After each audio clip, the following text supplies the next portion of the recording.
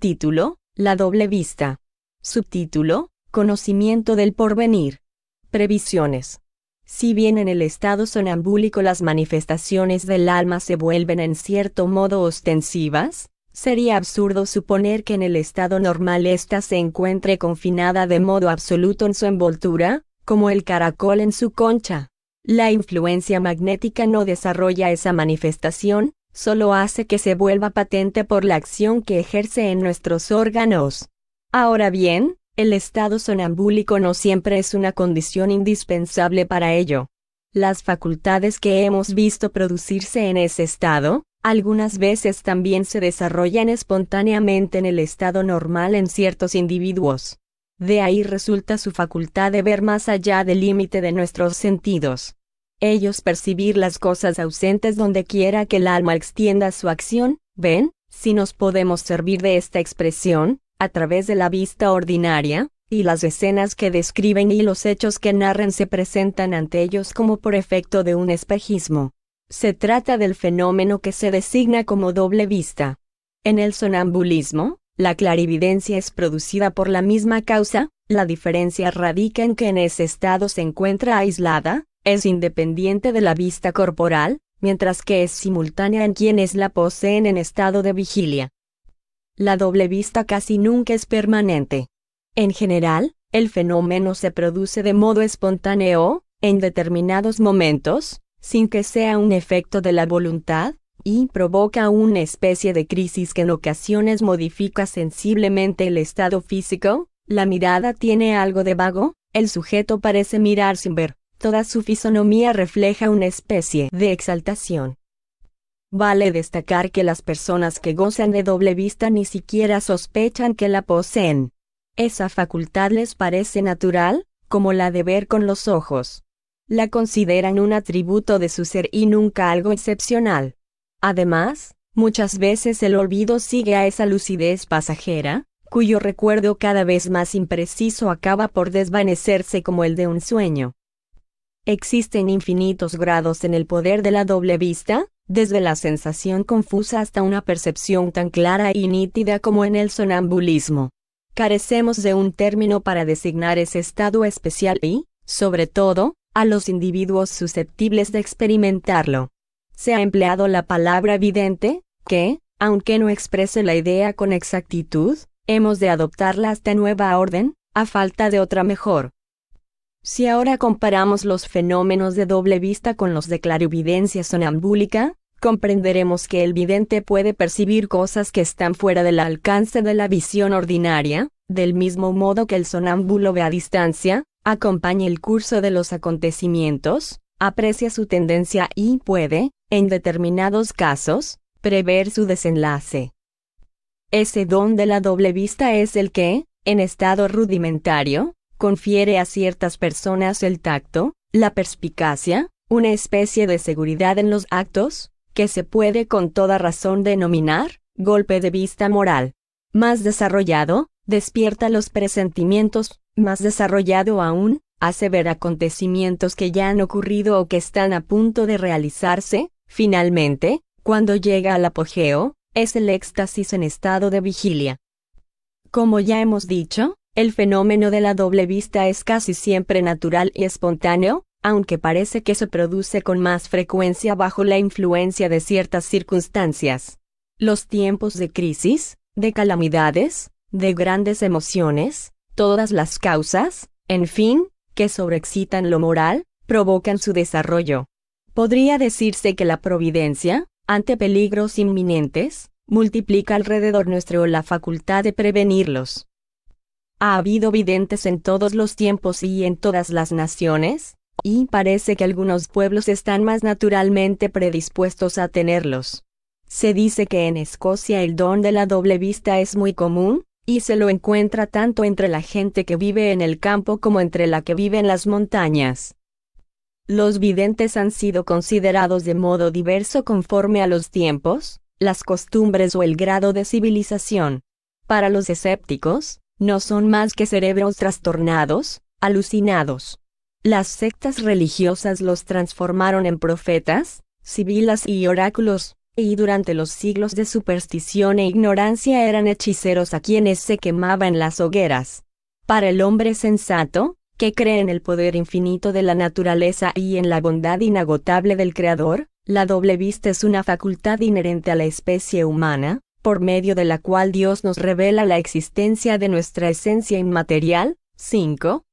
¿Quién no reconocería un don de esa naturaleza en Juana de Arco y en muchos otros personajes a los que la historia califica de inspirados? Nota al pie. 5. En el original francés se lee, essence matérielle. Fin de la nota. Con frecuencia se ha hablado de personas que dicen cosas sorprendentemente verdaderas mientras tiran las cartas. De ningún modo pretendemos convertirnos en apologista de los decidores de la buena aventura, que explotan la credulidad de los espíritus débiles y cuyo lenguaje ambiguo se presta a todas las combinaciones de una imaginación perturbada, pero no es del todo imposible que ciertas personas, que han hecho de eso un oficio, tengan el don de la doble vista incluso sin que lo sepan. En ese caso, las cartas en sus manos no son más que un medio, un pretexto, una base para la conversación. Hablan de acuerdo con lo que ven, y no según lo que indican las cartas, a las que apenas echan una mirada. Lo mismo sucede con otros medios de adivinación, tales como las líneas de la mano, la borra de café, la clara de huevo y otros símbolos místicos. Las líneas de la mano tal vez tengan más valor que los demás medios, no por lo que significan, sino porque el pretendido adivino, en caso de que esté dotado de doble vista, al tomar y palpar la mano del consultante establece una relación más directa con él, como se verifica en las consultas sonambúlicas. Los médiums videntes pueden incluirse en la categoría de las personas que poseen doble vista. En efecto, del mismo modo que estas últimas, los médiums videntes suponen que ven con los ojos, pero en realidad es el alma la que ve, y por esa razón ven tanto con los ojos abiertos como con los ojos cerrados. De ahí se sigue necesariamente que un ciego podría ser medium vidente tanto como alguien que tenga una vista perfecta. Un estudio interesante sería averiguar si esa facultad es más frecuente en los ciegos. Somos inducidos a creer en esta posibilidad por el hecho de que, como se puede verificar mediante la experiencia, el estar privado de la comunicación con el medio exterior, debido a la carencia de ciertos sentidos, por lo general confiere mayor poder a la facultad de abstracción del alma y, por consiguiente, mayor desarrollo al sentido íntimo por el cual ésta se pone en relación con el mundo espiritual. Así pues, los médiums videntes pueden ser identificados con las personas que gozan de la vista espiritual, pero tal vez sería demasiado considerar a esas personas como médiums, visto que la mediumnidad consiste únicamente en la intervención de los espíritus, y no se puede considerar como un hecho mediúmnico lo que alguien hace por sí mismo. Aquel que posee la vista espiritual ve con su propio espíritu, y el desarrollo de su facultad no requiere del concurso de un espíritu extraño. Veamos, entonces, hasta qué punto la facultad de la doble vista puede permitir que se descubran cosas ocultas y se penetre en el futuro. En todas las épocas los hombres han querido conocer el futuro, y podríamos escribir libros enteros sobre los medios que la superstición inventó para levantar el velo que oculta nuestro destino. La naturaleza ha sido muy sabia al ocultárnoslo. Cada uno de nosotros tiene su misión providencial en la inmensa colmena humana, y concurre a la obra común en su esfera de actividad. Si supiéramos por anticipado el final de cada cosa, no cabe duda de que la armonía general se vería afectada. La certeza de un futuro feliz libraría al hombre de toda actividad, dado que éste no necesitaría emplear ningún esfuerzo para alcanzar el objetivo propuesto, su bienestar. Las fuerzas físicas y morales quedarían paralizadas y se detendría la marcha progresiva de la humanidad. La certeza de la desdicha acarrearía las mismas consecuencias, en virtud del desánimo que provocaría. Nadie estaría dispuesto a luchar contra la sentencia definitiva del destino. El conocimiento absoluto del futuro sería, por lo tanto, un obsequio funesto que nos conduciría al dogma de la fatalidad, el más peligroso de todos, el más opuesto al desarrollo de las ideas. La incertidumbre acerca del momento de nuestro fin en este mundo es la que nos hace trabajar hasta el último latido de nuestro corazón. El viajero se entrega al movimiento del vehículo que lo hará llegar a su destino, sin pensar en imponerle algún desvío, porque tiene la seguridad de su impotencia para lograrlo. Lo mismo ocurriría con el hombre que conociera su destino irrevocable. Si los videntes pudiesen transgredir esa ley de la providencia, serían iguales a la divinidad. Por eso mismo, no es esa la misión que les cabe. En el fenómeno de la doble vista, dado que el alma se halla parcialmente desprendida de la envoltura material que limita sus facultades, no existen para ella la duración ni las distancias, como abarca el tiempo y el espacio, todo se confunde en el presente. Libre de obstáculos, evalúa los efectos y las causas mejor que nosotros, ve las consecuencias de las cosas presentes y puede llevarnos a presentirlas. En ese sentido se debe entender el don de la presciencia atribuido a los videntes. Sus previsiones son el resultado de una conciencia más nítida de lo que existe, y no una predicción de cosas fortuitas sin conexión con el presente. Se trata de una deducción lógica a partir de lo conocido para llegar a lo desconocido, que muy a menudo depende de nuestra manera de proceder. Cuando un peligro nos amenaza, si somos advertidos, quedamos en condiciones de intentar todo lo que sea preciso para evitarlo, y disponemos de la libertad para hacerlo o no.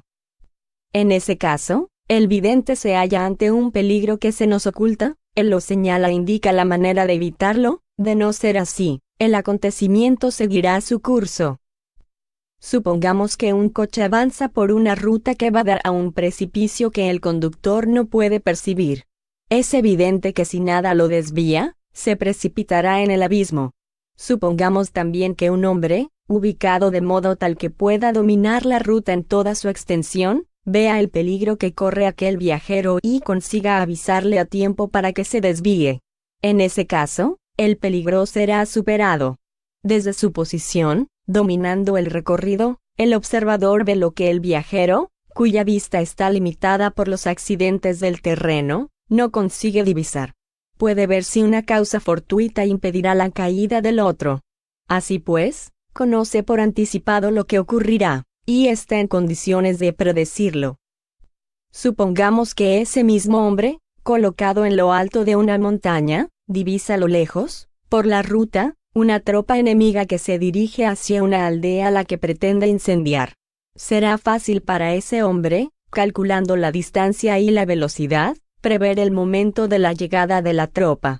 Entonces, si descendiera a la aldea y dijera simplemente, a tal hora será incendiada la aldea, en caso de que el hecho ocurriera, la multitud ignorante lo tomaría por un adivino o un hechicero, cuando en realidad apenas vio lo que los otros no podían ver, y a partir de ello dedujo las consecuencias. Ahora bien, el vidente, como ese hombre, abarca y acompaña el curso de los acontecimientos, no prevé el resultado mediante el don de adivinar, sino que lo ve. De ese modo, puede decir si estáis en el camino correcto, indicar otro mejor y anunciar lo que habréis de hallar al final del viaje. Para vosotros es el hilo de Ariadna que os muestra la salida del laberinto. Como se ve, eso está lejos de la predicción propiamente dicha, conforme la entendemos en la acepción vulgar del término. Al hombre no se le quita el libre albedrío, pues conserva siempre la libertad de obrar o no, de evitar o permitir que los acontecimientos se produzcan, sea por su voluntad o por su indiferencia, se le indica el modo de llegar al final, y él le corresponde utilizarlo. Suponer que se encuentre sometido a una fatalidad inexorable hasta en los mínimos acontecimientos de la vida, sería despojarlo de su más hermoso atributo, la inteligencia, sería asemejarlo a los irracionales. El vidente, pues, no es un adivino, es un ser que percibe lo que no vemos, es para nosotros lo que el perro para el ciego. Por consiguiente, en esto no hay nada que se contraponga a los designios de la providencia en cuanto al secreto de nuestro destino, es ella misma la que nos da un guía. Ese es el punto de vista desde el cual se debe considerar el conocimiento del futuro por parte de las personas dotadas de doble vista. Si ese futuro fuese fortuito, si dependiera de aquello que se denomina acaso, Si no tuviese alguna vinculación con las circunstancias del presente, ninguna clarividencia podría penetrarlo, y ninguna previsión, en ese caso, brindaría la menor certeza. El vidente, aquel que de hecho merece ese nombre, el vidente serio y no el charlatán que lo imita, el vidente verdadero, en definitiva, no dice lo que el vulgo denomina buenaventura, solo prevé las consecuencias del presente, nada más, y eso ya es mucho. ¿Cuántos errores, cuántos pasos en falso, cuántas tentativas inútiles evitaríamos si tuviésemos siempre un guía seguro que nos esclareciera? ¿Cuántos hombres se encuentran desubicados en la vida por no haberse lanzado al camino que la naturaleza había trazado a sus facultades? ¿Cuántos fracasan por haber seguido los consejos de una obstinación irreflexiva? ¿Alguien habría podido decirles? No emprendáis ese proyecto, porque vuestras facultades intelectuales son insuficientes, porque no conviene a vuestro carácter ni a vuestra constitución física, o porque no seréis secundados como sería preciso, o porque os engañáis en cuanto al alcance de lo que pretendéis y os toparéis con tal obstáculo que no habéis previsto. En una circunstancia diferente, os habría dicho, os irá bien en ese proyecto si os conducís de tal o cual manera, si evitáis dar tal paso que podría comprometeros. Finalmente, al sondar las disposiciones y los caracteres, podría decirles incluso, desconfiad de esa celada que os quieren preparar, agregando a continuación, estad prevenidos, mi tarea terminó, os mostré el peligro, si sucumbís no acuséis a la suerte ni a la fatalidad, ni a la providencia, sino apenas a vosotros mismos. ¿Qué puede hacer el médico cuando el enfermo no presta atención a los consejos que se le dan?